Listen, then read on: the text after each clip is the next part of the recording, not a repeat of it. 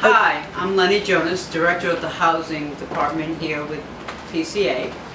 Within the Housing Department, we make repairs as well as modifications in the homes of older Philadelphians to make them safe and more accessible. Making even smaller changes can make it easier to do basic things. For instance, grab bars can make it easier and safer to get in and out of the shower or tub.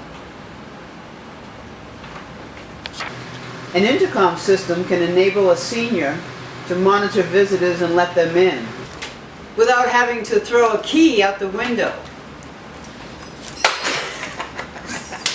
PCA's Housing Department installs these and more, such as exterior wheelchair lifts, doors, steps, locks, faucets, stair railings, and stair glides. Last year we did 1,039 construction jobs. Some of these were sharp jobs and others were done for the PCA Long-Term Care Department. Helping to make people's homes safe and accessible is our mission here in housing. Yeah.